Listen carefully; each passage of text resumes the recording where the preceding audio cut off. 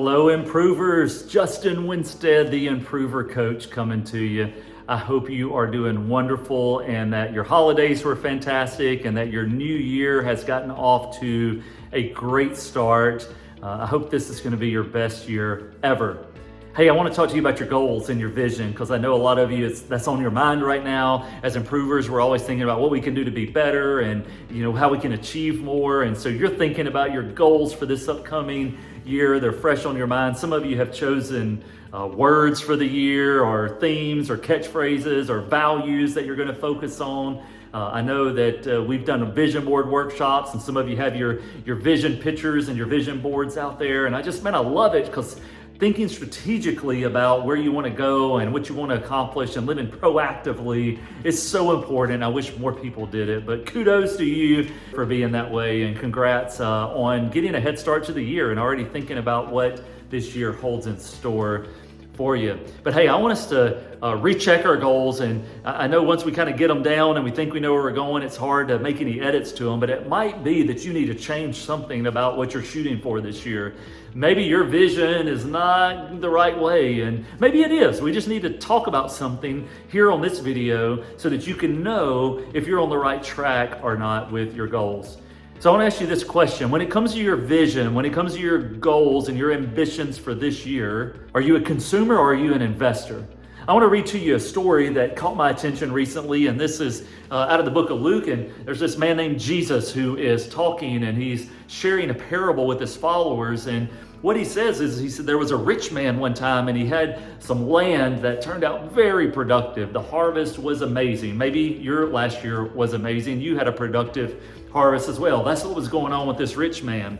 In fact, he had so much, he started thinking to himself, what should I do? Since I don't have anywhere to store all of this, there is grain and all these crops, like, what do I do? He said, you know what I'm going to do? I'm going to build bigger barns and bigger storehouses so that I can fit all of this excess in there. And then he said, I'll say to myself, you have many years of goods stored up. Take it easy, eat, drink, and enjoy yourself. Hey, that sounds kind of good, doesn't it? Hey, wouldn't it be awesome if you quadrupled your income this year and you had a little bit extra and you said, you know what, I'm going to work really hard on these income goals this year, because next year I'm going to take it a little bit easy. I'm going to eat, drink, and I'm going to enjoy myself. That sounds kind of nice in a lot of ways. And I can relate to this. I mean, the guy had the extra and was looking for a break. After all, farming and managing land, that's tough work, right? Well, God said to him, you fool, this very night your life is demanded of you. And these things you've prepared, all this you've been working on, whose will they be? Where is this going to go? You can't take it with you. Jesus said, this is how it is for the one who stores up treasure for himself and is not rich or generous towards God. And so that's kind of the key point of that parable. There's lots that we could talk about in this story. But for me, the main point of this is there was a rich man who had a very productive year, and he had excess, and he could choose to invest that in others, to be generous, to be rich towards other people, or he could choose that to consume more, to be more self-centered and self-focused, and that's what he chose. And the verse says that that very night his life was going to be demanded of him. I don't know that that was a consequence of his action. Maybe it was, but it could just be that, hey, that was his night to go. Like, that was the end of his life. And here he is spending time focusing on just building bigger storehouses, which don't ultimately mean anything. I want to ask you, like, is that your focus? Are you just trying to build bigger, more, faster, something more attractive, something more fun? Is that where your focus is? Is it about you focus? Or are you saying, you know what, this year I want to improve. This year I've got a goal to accomplish more, to be more efficient, to be more effective, to be healthier, to read more, to do this, to do that. Is your goal just about you so that you can eat, drink, and be merrier? Or is your goal this year about investing in others and creating a life with more margin, with more capacity, so that you can be a blessing to others? So get your goals list. Get your vision board, whatever you've got, and evaluate that and ask yourself, what is my primary motivation behind all of this?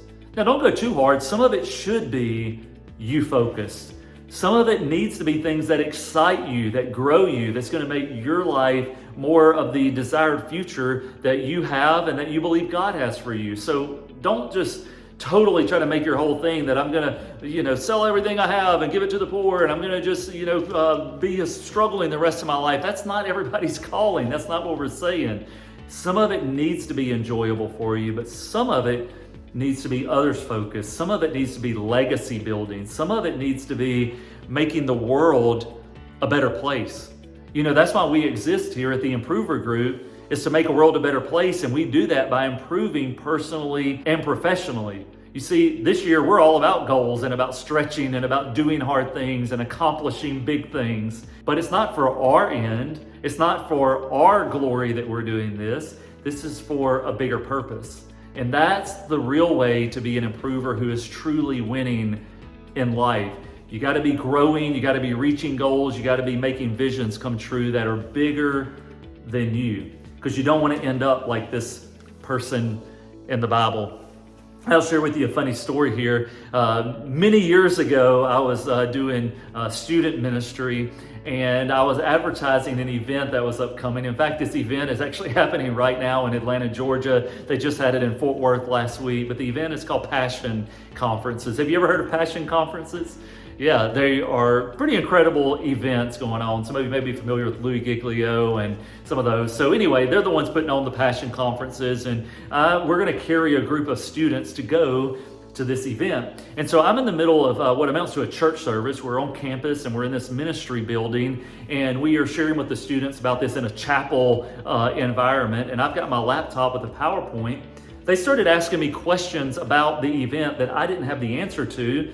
So I thought I would just pull up the website and share with them the details of the Passion Conference. So I go online and I type in passion.com.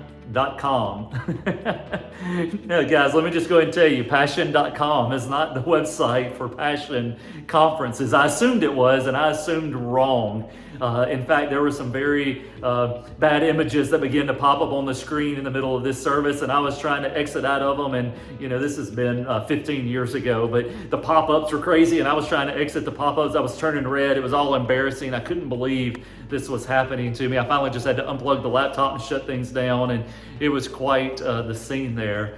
The reason I share that with you, though, is because there is a website that's forever burnt in my memory now, and it's not passion.com, it's 268generation.com, 268generation.com. And the reason the Passion Conferences use that as their website, one is because passion.com was already taken, but the other is because Isaiah 26:8 says this is not for our name, it's not for our glory that we exist and that we're put on this planet, it's for His renown. This is a part of God and what He's doing in this world, and we are called to be about that. He's got a plan for us, and this plan is a part of His bigger plan, and that is what our life needs to be about. We need to be investing in that, not just consuming all the time for our own personal pleasure. That is the way to destruction. It's the way to discouragement, to depression. It's going to take you all the places you don't want to go. It's a trick to make it all about you, even though that's the natural bent and the way we're wired many times. You got to make it about God and about others. You got to love Him. You got to love them. Okay? So that's my challenge to you today. If you want to improve, make sure your vision and goals and your life and actions in general are aligned with an investor mindset where you're planting seeds, where you're others focused, and not a consumer mindset where you're just indulging and you're you centered and me focused. So that's my challenge to you. If we can help you out in any way, reach out to us here at the Improver Group. Otherwise, I hope that you'll stay good and keep getting better.